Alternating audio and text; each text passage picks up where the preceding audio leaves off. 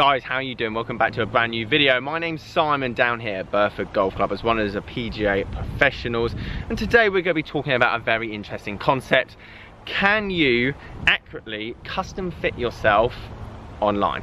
No need for a shop, no need for a custom fitting center, and it will accurately give you a current 2018 driver head that will be longer and more accurate 92% of the time, so they say.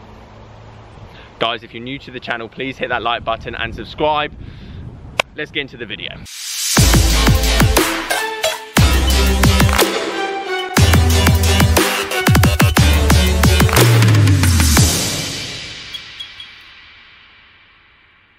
So I put my iPhone here, and this is easy. It is. You can do this on your iPhone as well. All you got to do is to go to Truegolfit.com and you can test this for yourself. So I'll put it here so you can see what I'm looking at. So we're on the website, TrueFit to you, world's first personalized golf fitting engine. Real golfers, real results. I won't watch the video because then I'll probably get copy striked on this video, so we won't go down there, but I'll give you the gist of what they're saying. Get fitted with wheel spring, 45,000 swing database, 92.7 swings matched. Obviously driver, I think they're looking to obviously go into irons as well. This is a very early concept, and before I give my opinion on it, I think I have to say is that obviously this is early in production. This potentially could get very good. Not saying it's not very good now. However, this has potential. It hasn't been done before. Could be a concept that completely flops, could not. First of all, before we get into the app, you've just seen $7 driver fitting. It will cost you money for them to give you the match of the head, all right? So it will cost you money. Not as much money as a normal custom thing. Yet again, I don't think you're getting as much information, but we will see. So guys, just ask the question, do you think this is a good idea, concept? Say it's amazing, all right? Say it's amazing. Say this gives you the perfect that any club fitter in the world could do, the best potential driver for you. Would you do it? That's my first question. Anyway, I feel like we should get into, well, let's get started. Good idea. Let's get started. Let's have a look. So next step. Right, what is your handicap? Interesting one, this. Interesting, because potentially I swung the club just as fast when I was playing off 18 as I probably do now when I'm playing golf rather than long drive, but when I'm playing now. Interesting first question. So what I'm going to do is I'm going to go down, I'm going to scroll, and let's go for, I know, 2 as a handicap. I don't have a handicap anymore, but I would say around 2. Next step. Swing speed. Now you can see I've already gone in this before and had to play with it. So you've got expert mode or not expert mode. So you've got a choice, because at the end of the day you guys might not know how fast you swing the golf club. That's obviously understandable. So slow, 75 to 85. That's more of like a senior's swing. Medium, slow, 85 to 95. This is probably beginner. Medium, this is probably the average. This is probably most of the people that are watching this video, let's say. Medium, and then medium fast, 105 to 115, and then fast. I'm in the fast bracket. I know my club head speed. On the golf course, I know that my driver, let's say on the golf course, is about 120. Long drive, however, which I know the numbers quite well from this, is actually 128 at the moment. There's still a standard head driver. I haven't got a long drive yet. Long story, trying to get one. Anyway, 128 with a standard length driver is my current maximum club head speed, and I know the numbers quite well, so that's why I'm going to use it anyway. So 128, next step. You then go into angle of attack, and again, this is the point, and they explain this quite well, to be fair. This is how you hit on the driver. So for example, if you hit down on the golf ball with your driver, do you hit level, so sweeping it off the ground, or do you hit up on the ball? Now, as I say, I tee the ball up quite a lot high, because at the end of the day, if you want to hit the ball far, hitting up on the ball is definitely going to help, reduces that spin. And I actually also know the angle, on average, I hit 4 degrees up on a golf ball. You don't have to put that in, you can go up, down, level. Try and get a good idea. Now, the only thing I have against this is that if you are being very vague, then surely the results are going to be vague. If you came to a custom fitting, club fitting, you don't need to know this. I know this. I've got this on my iPad in front of me. Therefore, I can give you accurate data. we shall continue. Next step. What is your swing tempo? Good question. And all these 4 things, by the way, is what we always ask. If you're a club fitter, these are things that you should ask, observe, look at, because these are all very important. So it's important that they're asking these questions. It's important that these questions are actually correct as well. So what is your swing tempo? Medium, quick, smooth. I'm going to go with quick. Quite an erratic tempo, I would say.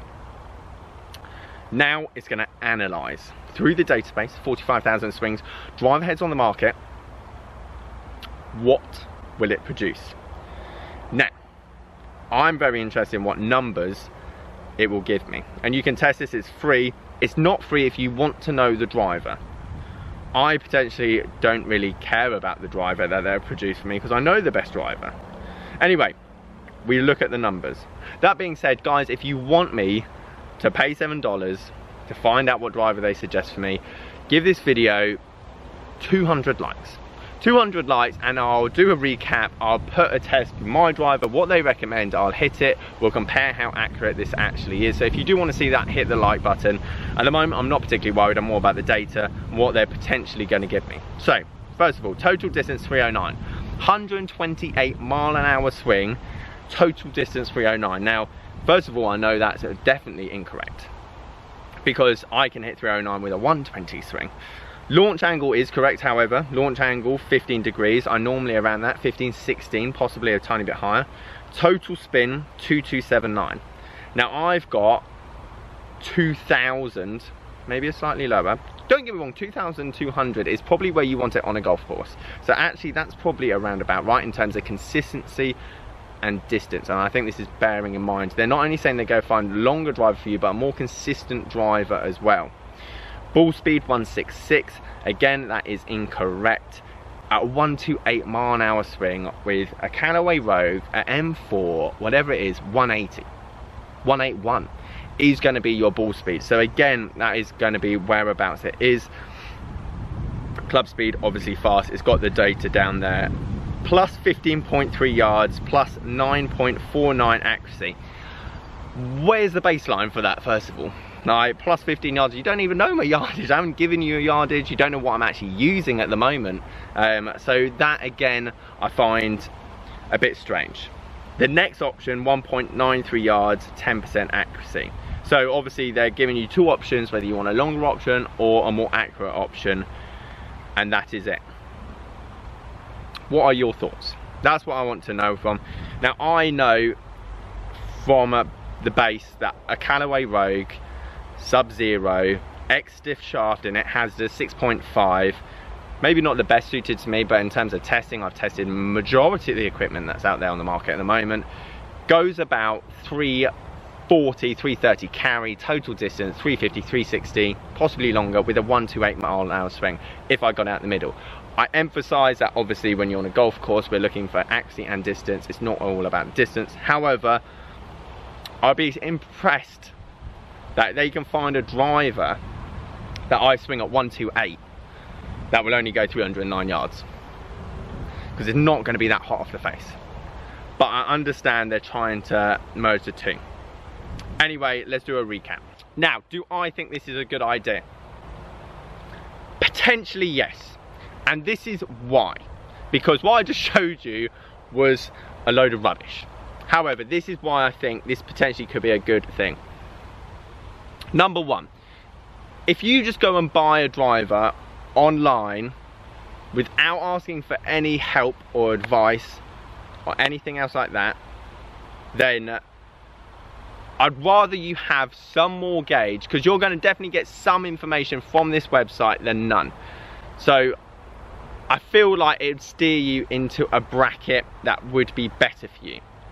That being said, they haven't given you a shaft, because they don't. They give you a driver head. So they give you a shaft, or not a specific shaft I should say. They give you a head to go for. So, and I imagine reg, stiff, whatever comes standard on an online website, for example. They don't give you a length, they don't do the tipping. There's a lot more this can do, and this is why I say it's good. There's a lot more. Technology nowadays is going so far, going so fast, that the more information, I'd like that questionnaire to be 40, 50 answers, for example, and you need to know your accurate numbers as well to get a perfect fitting. Now, arguably, you're not going to be able to do that without a launch monitor or anything else like that, but I'm not surprised if you analyze a swing video, type some information, and then they produce something.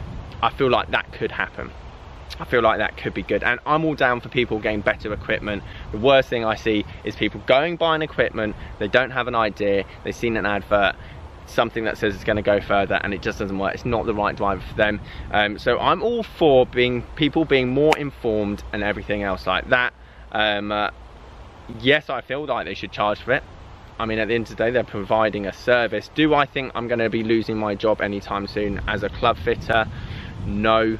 I think, again, it takes a lot of courage for you to, because they give you your money back on the $7. They don't give you the money back on the $429 that you just spent on your M4 driver or Callaway Rogue. So in terms of confidence and comfort, knowing that if something did go wrong, you could go back to your pro shop, or you could go back to your custom fitting center and you could get something correct for you, or they help you out. I think there's that insurance policy. So I'm not particularly worried, but I think it's a very interesting concept. So guys, what I want you to do is let me know what you think about this overall idea. I don't think it's the complete package at the moment. I think it possibly could be something that could be in the future. And would you use it? Are you using it? Guys, thank you ever so much for watching. As always, please subscribe, and I'll catch you guys later.